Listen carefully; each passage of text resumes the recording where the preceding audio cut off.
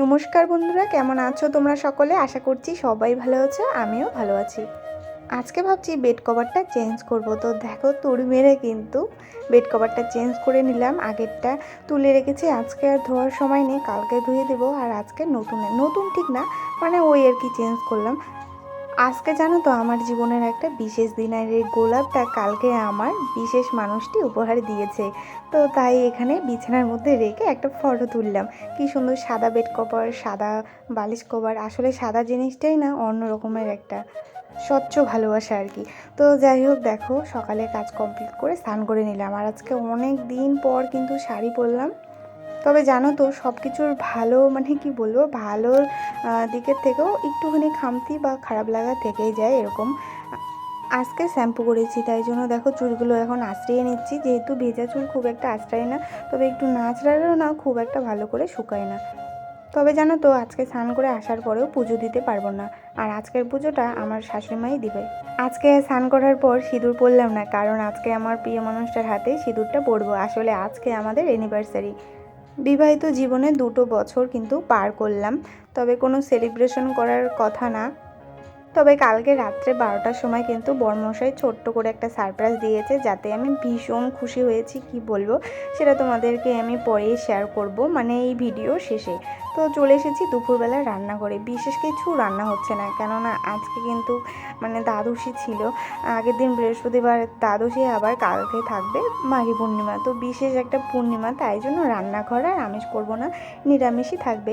তো যাই হোক, দেখো এদিকে কিন্তু বাড়িতে যা যা সবজি আনা ছিল সেগুলোই কেটে নিলাম। আজকে রান্না হবে। দেখো খাওয়া দাওয়া কিন্তু জীবনে অনেক হবে বেঁচে থাকলে, কিন্তু আমরা দুজনে যে এই যে 2 বছর কাটলাম, ভালো আছি ভগবানের কৃপায়, খুবই ভালো কাটছে। তো এভাবেই যেন থাকতে পারি, এতটুকুই চাওয়া।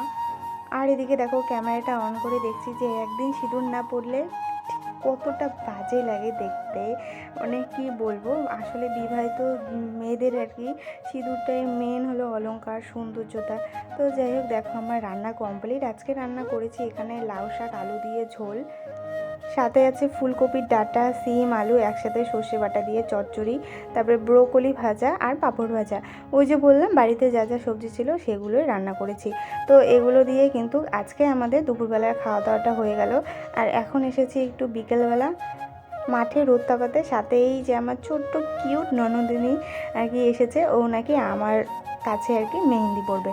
তো গত পরশু দিন ওকে একটা হাতে পরিয়ে দিয়েছিলাম, কালকে ও স্কুলে গিয়েছিল আর পড়তে পারিনি, এই জন্য আজকে আবার এসেছে যে আর একটা হাতে পরিয়ে দাও বৌদিমণি। তো যাই হোক, আমি কিন্তু খুব একটা পারি না, মানে পারি না বলতেই চলে, আমার হাত ভীষণ কাঁপে, আর খুব একটা ডিজাইনও করতে পারি না। তবে বাচ্চা মানুষ চেয়েছে, এই যে এইভাবে কিন্তু মেহেন্দিটা পরে দিয়েছি। এক হাতে আবার ওর নাম লিখে দিয়েছি, ওর নাম হলো ঋদ্ধিমা। নামটাও কত কিউট না, ঠিক ওর মতো। তো যাই হোক বন্ধুরা, আজকের বিকেলটা কিন্তু এইভাবেই কাটলো।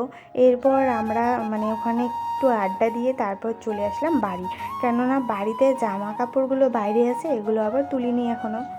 আর আমার বরমশাই খাওয়া দাওয়া করে একটু ঘুমিয়েছে, তারপর ও যাবে প্রত্যেক দিনের মতো ডিউটিতে। তো চলো কালকে রাত্রের একটু ভিডিওটা তোমাদের সাথে শেয়ার করি। দেখো রাত তখন বাজছিল 12:30।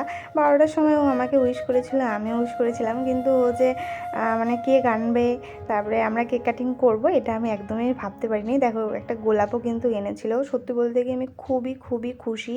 তো ভগবানের কাছে একটাই প্রার্থনা যে এই ছোট্ট ছোট্ট খুশিগুলো যেন থাকে আমাদের জীবনে। তো যাই হোক বন্ধুরা, সবাই আমাদেরকে একটু আশীর্বাদ করো, আগামী দিনগুলো যেন এভাবেই থাকতে পারি। তো আজকে আসি, দেখা হবে আরও নতুন একটা ব্লগে। টাটা সবাইকে।